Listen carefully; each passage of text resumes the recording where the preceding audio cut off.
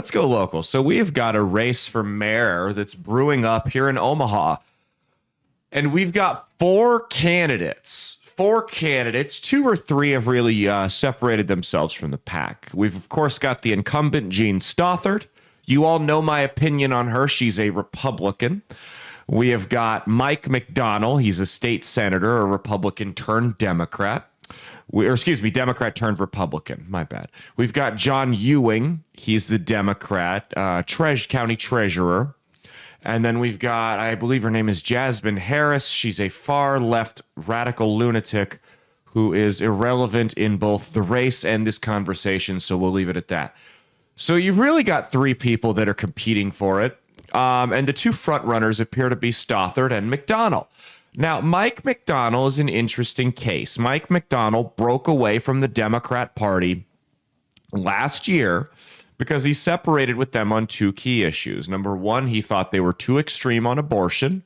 And number two, he felt that the men playing women's sports and the whole trans kid issue in general just creeped him out a little bit. And the Democrat Party made it clear that they have a purity test, as they've done time and time again.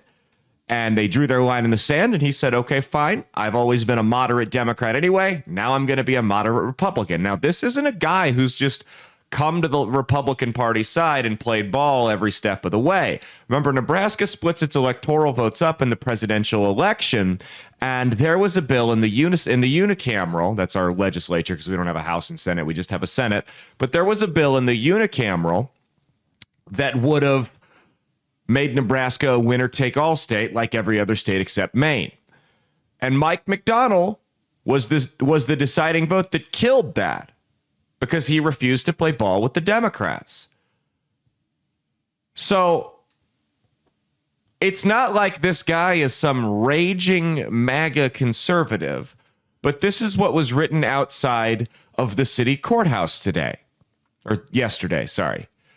It says Mike McDonnell is a bigot in sidewalk chalk. Now, I'm not even going to get into the pussy that wrote that because he doesn't deserve anybody's attention.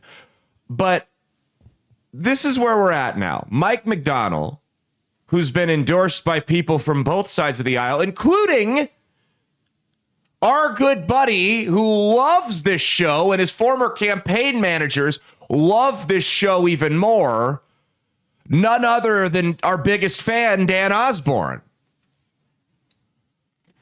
So Mike McDonnell's been endorsed by Dan Osborne. He's been endorsed on the other side by Tony Connor, the former president of the Omaha Police Officers Association. Real good guy. Big fan of his. He seems to be the unity candidate in a city that's mayor is running for an unprecedented fourth term. Moderate Republican, lifelong Democrat, former fire union chief. I mean, listen, decent dude all around, right? But for some reason, Mike McDonnell is being paraded around by the Democrats as essentially a Klan member. If you listen to them talk about this guy. Here's my question, though. Mike McDonnell's views have largely been the same as they were when he was a Democrat. He was always a moderate, blue dog, kind of conservative-leaning Democrat. But his views are basically the same. Which means one of two things on Mike McDonnell. Number one, they're fucking lying to you about him being this horrible bigot, lunatic, far-right, raving conservative.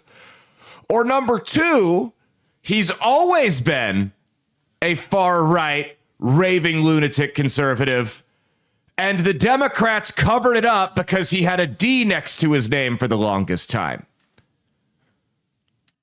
So which one is it? You guys either played cover for the guy that you now claim is this horrible, bigoted monster, or you're lying through your teeth. Which one is it? I think I know which one it is. I'll let the audience decide which one they think it is, but I think it's pretty clear which one it is. I don't think that the moderate milquetoast Mitt Romney Republican that's Mike McDonnell. And I'm probably going to vote for him. I'm not bashing the guy by any means, but I'm just calling a spade a spade. He is not a far right, he's not a far right guy like Ted Cruz. He's not a big time populist, MAGA conservative like J.D. Vance. He's not either of those things. He's a middle of the road former Democrat turned Republican that's probably as conservative as you're going to get in the city of Omaha. So what's hilarious is it's likely going to come down to these two because Omaha has a runoff and then the top two advance onto the general. And the Democrat Party is so upset that this guy broke away from the cult, and that's what it is, that they would tank him for a lifelong Republican like Gene Stothert because that's how cults operate. That's how cults operate. They would rather have someone whose views probably ideologically conflict even more with their own than somebody who dared to step away from the party. Because that's what a cult is. The difference between a cult and a religion is how they handle the people that step away, right?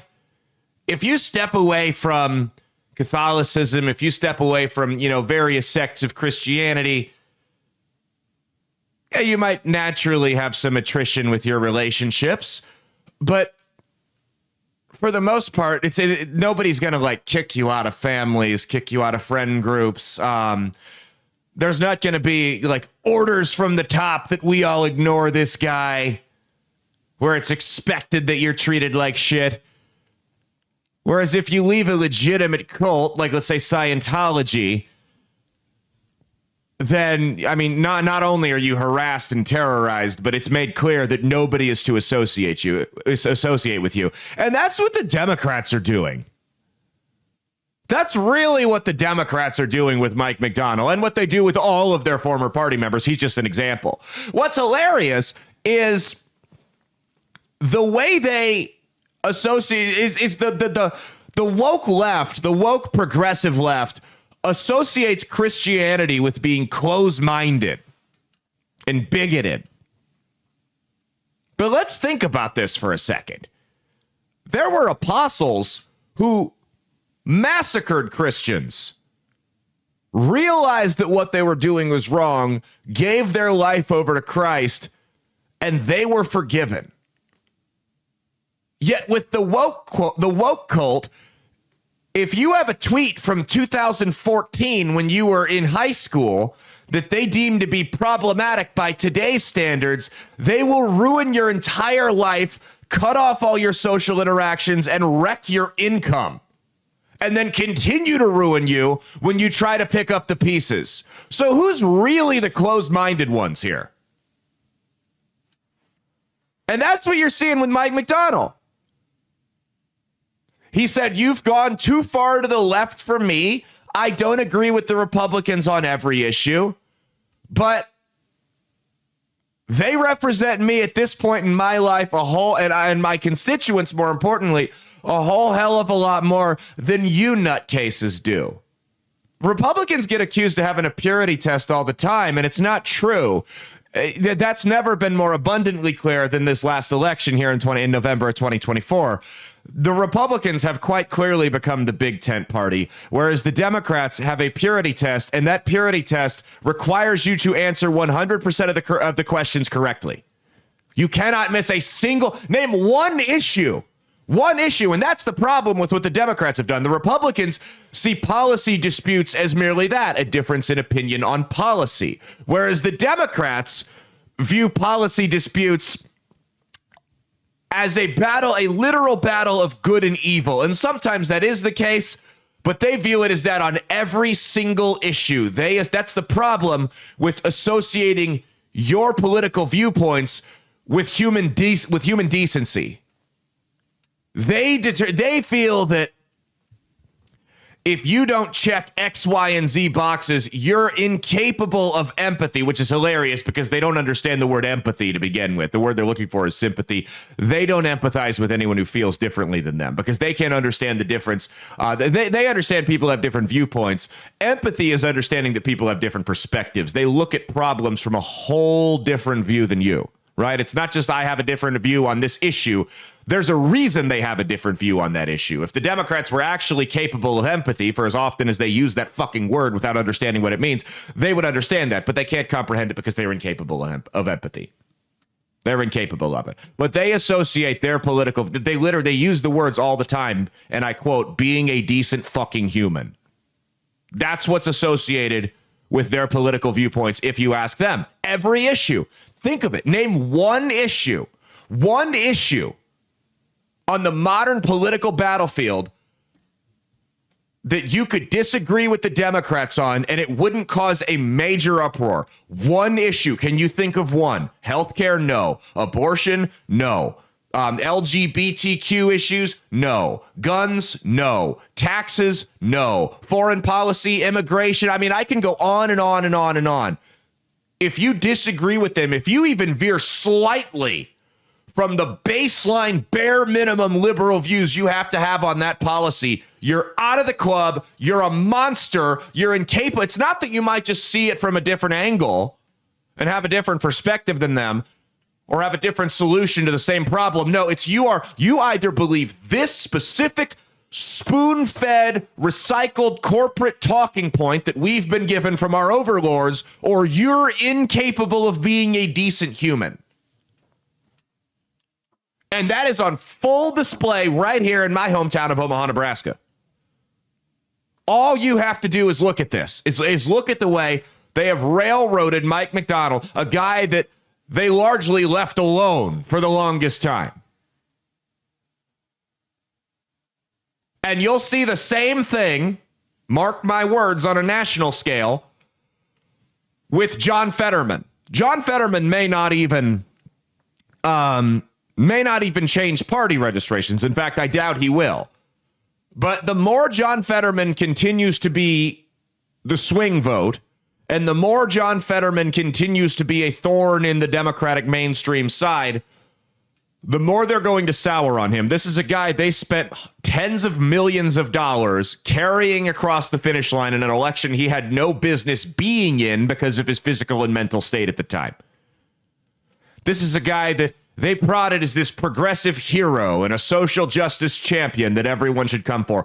Watch as the next couple years of the Trump administration's second term continue to go on. Watch how quickly the knives come out for this guy when he shows that he's willing to play ball with the other side. Watch how quickly they wreck this guy. They did the same thing to Tulsi Gabbard. They did the same thing to Joe Manchin. They did the same thing to Kyrsten Sinema. They're going to do the same thing to Eric Adams in New York City, which we'll talk more about on Saturday.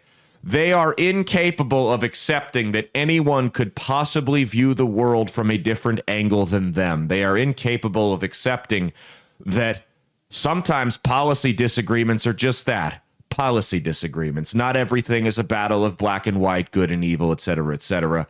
Sometimes people just have different solutions to the same problem as you, and that's okay. But that's okay. I don't hate someone or think they're not a decent human because they think the corporate income tax rate should be 28% instead of 21%. I disagree with them. I will argue supply side economics with them until I'm blue in the face. But I don't believe that they are inherently a bad person because they want, even like the issues that I do think are good versus evil, like transing to kids. I think that's inherently an evil issue. I don't believe everyone who is sympathetic to that issue is inherently a bad person. I think there are people who have been misled. I think there are people who have been gaslit. I think there are people who have been bullied and scared into submission and silenced into maybe not outright vocally supporting that issue, but keeping quiet about it at least, putting their head in the sand and just moving forward so that they can get the entire agenda forward. I don't think that everyone who supports that issue is evil. I think the people that are profiting off of it and the people that are spearheading it are absolutely pure evil, and I think they belong in prison. But I don't think that pure evil! I don't think that everyone who supports that issue is a bad human being. Is incapable of empathy, as they like to say. A word they don't even understand the fucking meaning of. That's the funniest part. They don't even understand the meaning of the word empathy. They're misquoting the definition. I thought these people were the scholars. They're the academics of the world.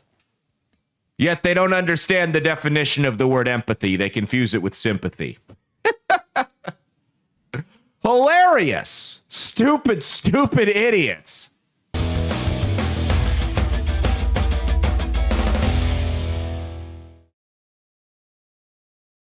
Hey, thanks for watching. If you liked what you saw, be sure to click the link in the description to get the full episode on Rumble. If you prefer to listen along, you can actually get us on Spotify, Spreaker, and iHeartRadio. You can also go to www.outlawstreamers.com to learn more about not just my show, but tons of other great shows and all the exciting projects they have coming up. Follow my socials at Caleb Isn't Funny on Twitter and Instagram, at Caleb Salvatore Comedy on the Chinese Spy app that is TikTok, and be sure to like and subscribe to this YouTube channel. Thanks, and we'll see you every Saturday for brand new episodes of That's Based. Peace.